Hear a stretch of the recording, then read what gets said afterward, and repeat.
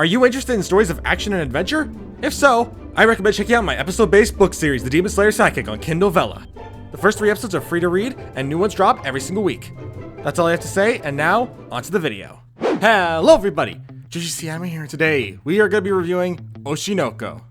I will admit, getting into this series, I wasn't sure if I was going to like it. In fact, I wasn't planning to check this out in the first place, but after seeing all the popular reviews and everyone saying, oh my gosh, this is so good, I thought, why not check it out? So yeah, let's hear what we're gonna talk about today. So without further ado, let's just hop right into it. So what is the story summary of this series? Well, without going into too many spoilers, since the first episode has a lot of stuff happening in it, because it's like an hour and 20 minutes long, the basic premise of how things start out is a famous idol who's like famous all around, I believe it's just Japan, it might be further than that, ends up getting pregnant with 2 children, and it just so happens that said children are reincarnations of some of her fans. They have all their memories of their previous lives, and after an incident, one of those children, so she has twins, ends up trying to figure out where the father is after the incident occurs.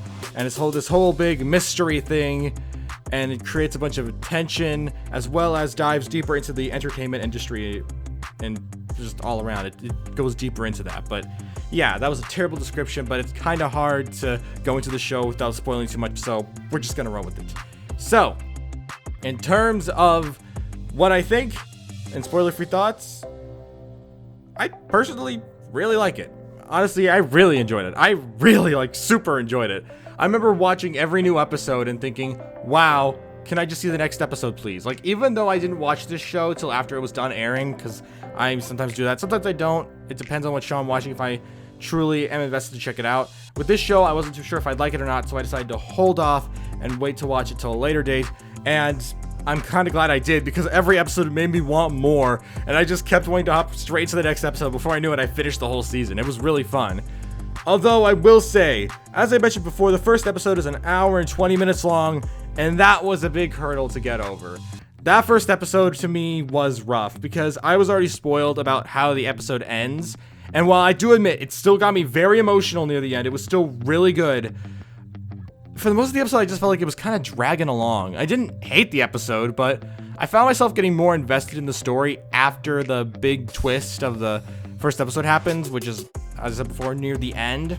And while it's a good little twist, at the same time, just the rest of the episode, while it did set up a lot of what happens in future episodes, it felt a bit like a drag to me at times. It's still a good episode, but I felt like it went on for a bit too long. I'm just not really good with longer anime episodes. I prefer the 24-minute episodes. I can handle 48 minutes at times, but I prefer 24 minutes as it's enough time for me to just get invested without forcing myself to have to sit through a long period of time. It's not like I can't sit through stuff. I do like watching movies. I've watched tons of anime movies and other movies, but I don't know, I struggle sometimes with sitting through really long episodes, so this first episode was not super easy to sit through for me personally. Though the rest of the season blew by in the blink of an eye. Loved every single episode, had a really good time, really enjoyed it. And the characters are super interesting in the show too. While I do admit there are occasions in the story where I feel like it's losing me, those are very rare, as throughout most of the story, I'm constantly on the edge of my seat thinking, what's going to happen next? What next thing is going to occur? What new thing are we going to be dealing with next? And it always kept me just super curious about what's going to happen next, and I really enjoyed this show. There's all these great mysteries. Then there's just the other main character besides our main twin, Aqua. There's also his sister, Ruby, and she's really fun to follow as well, even though she doesn't get as much screen time as Aqua does. And those two are probably some of the more interesting characters of the cast, excluding the 2 more primary focus characters who I can talk about in a bit. Those 2 in particular are super interesting, although I wish Ruby got a bit more screen time during this whole season. She definitely is put on the back to focus more on Aqua's adventures. She does have a nice little episode in the form of episode 10, which is really good, but we can talk about all that other stuff in the spoiler section. But overall, those 2 are very interesting characters, and I'm very curious since they kind of reflect off one another, where one is kind of the one side of their mother while the other is the other side, which is really fun to watch. And just I really enjoyed seeing their dynamic and everything else they kind of go through in the story, especially with their interactions with some of the other main characters such as Akane and Kana, who have these really interesting stories about who they are as people and just how much the entertainment industry has affected the 2 of them, which again, we can go more into detail about that in the spoiler section. But overall, I just really enjoyed it, and I just can't really say much bad stuff about this, since the most I could say is that it dragged at times, and that's very rare. For the most part, I was really invested and really curious to see where things were going to go next. And yeah, I just really enjoyed it. There's not much I could say that's negative about this. So yeah, that's all I can really say without spoiling anything. So we're just gonna hop into the spoiler section now. Here's a timestamp to when the spoilers end. If you have seen this show, I'd recommend sticking around to hear my thoughts, but you haven't, just skip to the end so you don't get any spoilers. But again, if you have seen it, I recommend sticking to the end to hear my thoughts through the spoiler section. And yeah, I'm just gonna cut up to 5 and enter the spoiler section. 5, 4, 3, 2, 1. Okay, so going back to the beginning, I mentioned the twist. As many of you know, in fact, people probably know without having to watch the show, it's fairly well known. The main mom of the whole thing that gives birth to the twins, dies during the first episode. She dies near the very end, and I remember thinking, oh man, I already know this is coming. It's not going to be that emotional. Yet for some reason, I was actually struggling to hold back the tears when she did die. And I was just surprised, because I did not think I would get this emotional about a character I've barely really seen much of, besides in this episode. And it was super interesting to see how somehow my whole brain switched from I'm just kind of rolling with what's happening here to why am I on the brink of tears. It's just crazy, and it just gets more intense as Aqua, who I kind of consider to be the main protagonist of this whole thing, since he's the main lead right now, but who knows, maybe Ruby will get more focus in the future, we don't know. But Aqua, who's kind of like the main focus here, is starting to go into the spiral, realizing that the only one who really knew where their mom could possibly be to be murdered was their dad. So now he's trying to figure out where his dad is, and figures he's in the entertainment industry. And Aqua starts to get a bunch of acting gigs to try to get closer to wherever the heck his dad is. And it's just so much fun seeing him go through like this little detective thing, especially since the body he reincarnated from before was a doctor, and so he understands a lot of the different concepts of all kinds of medicines and blood tests and all that other stuff, and kind of gets a good idea of things. It's just like, it's interesting seeing Aqua think with his more older mindset, and yet despite that still be a teenager. And he's even stated that he experiences things that you feel growing up despite having his adult mind, which is really interesting. And overall, I just really like seeing him as a protagonist, how you can always kind of tell just by looking into his eye what his feelings are at that moment. Like if it's more of a white color, you could tell that he's more happy and calm, but then if it turns completely dark, then you could tell, yeah, he's not in the best mood, he's upset, he's angry. I really like those little details.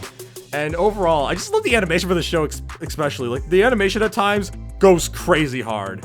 Especially in parts like the first episode when Aqua realizes that his dad was probably behind everything, and it enters like this weird painting type thing. It looks so cool. And there's like the opening as well. By the way, I was not sure how I'd feel about the opening. When I ended up trying to avoid a few spoilers here and there, one of those was the opening. I'd never heard it before. So when I heard it at the end of the first episode, all I could think was, why is this so freaking good, and why does it just sound so good? It's hard to really explain. I just love the opening. I've listened to it so many times. It's just such a good opening. And the ending song isn't anything to laugh at either. The ending song is also really good. I really enjoyed both of them a lot. And I have nothing but praise for the show for the most part. Like, 90% of it I really enjoyed. I wouldn't say it's perfect, but it's still a very, very high score for me, as it was just so good. Now, to kind of move on a bit more past the main characters, there's two other characters I want to really talk about during this, and that's Kana and Akane, the two real kind of main characters of this whole thing. As Kana kind of has little two mini arcs of her character, one where she is upset at the lack of enthusiasm everyone else is putting into a show when she wants to act out but she can't because she doesn't want to make people think one actor's good and everyone else sucks, and the other is where she thinks that there's no real point to everything because she wants people to cheer her on, but nobody's willing to do it. And those are really interesting. And there's also Akane, who has to suffer from online criticism, which, well, I myself have never experienced these things, at least not yet. Who knows, maybe it might happen in the future. I hope not, but I understand that stuff has got to be rough, especially when she was like this close, like literally a step away from killing herself, and she was only stopped by Aqua, who reeled her back before she could escape and kill herself. And that was just, it really hits hard for some people, I imagine, since there's plenty of people out there who have gotten a lot of hate for stuff and may not always intend for the hate to happen, but it kind of happens that way. And it really does make you realize that the entertainment industry isn't as happy and go lucky as some people might want to think. And well, again, I don't really know all that stuff myself. I do kind of understand that it does happen, as I've seen plenty of YouTubers suffer from it in the past. And it's just, it really was interesting to see these characters go through this, especially with Akane being on the verge of wanting to die, and her friends just trying to reel her back and help bring her back together and keep her mental state attached. And it's just, Akane and Kana were definitely, since they were the main focus, were also the big highlight of the season. I think my favorite character so far has to be Kana, seeing her attitude towards everything and how she grows a lot. While she's not like, she doesn't really grow, the better term is she learns to deal with her situation, especially seeing her interact with Aqua and how she's probably one of the few people who can kind of interact with him. It's super interesting, and I think she's definitely my favorite character so far, with Akane being really good as well. And it just gets me excited for season 2, which I'm pretty sure they've already announced is happening, because dude, I just want to keep watching. Even after I finished the final episode and wrapped up this show, all my brain said was, one more episode, even though there was no episodes left to watch. My brain was just like, I want to watch more. I want to enjoy more of this show. I really, really enjoyed it. It was just so flipping good.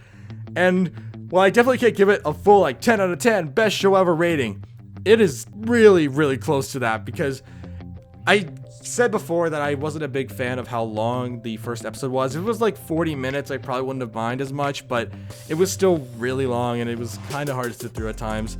There were several points where I actually ended up checking the time, thinking, are we almost done? Okay, we're almost here. Let's keep going.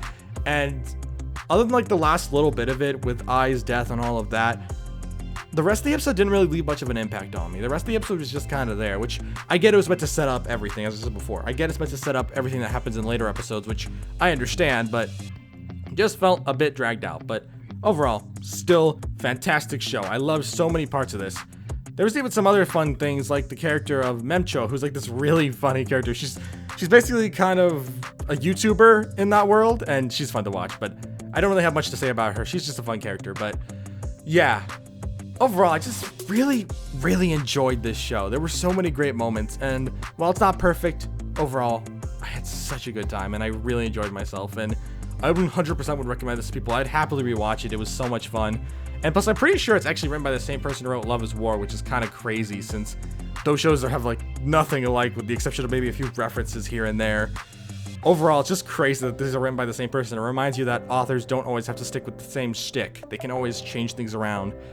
And honestly, I really like this show. I think it was a fantastic story, and overall really did bring together what I kind of want from more interesting concepts. Like this concept of two fans of Ai reincarnating as her kids was kind of strange at first, but it's better than what I thought the show was originally about. Originally, I didn't even know what the show was about from watching the trailers, because I didn't really pay much attention to what the dialogue was, because I was watching without subtitles, and I don't understand Japanese, to be clear. I don't know Japanese, but when I was watching those, I thought maybe it was like a slice of life where a doctor and an idol fall in love, but nope, apparently that's not the case of what happens. It's something completely different. But overall, really enjoyed it, since we went in a completely different route. As I said before, it's the reincarnated idol kids thing, but went in a very interesting direction, and I do not regret sitting down and checking this show out. Overall, I just really, really enjoyed it. And yeah, that's all I really have to say. So we're at the conclusion of this video, and what are my final thoughts? Overall, I thought Oshinoko was really good. It wasn't perfect, but it was really freaking good. And that's why I had to give Oshinoko a 9 out of 10. I'm very much looking forward to season 2. I'd happily rewatch season 1. And yeah, it was just a good show overall. Really enjoyed it. So yeah, that's all I really have to say. So thank you all for watching. If you're new to the JGC Anime channel, don't forget to subscribe. I always look at anime fans to the channel. And I will see you all around. Peace!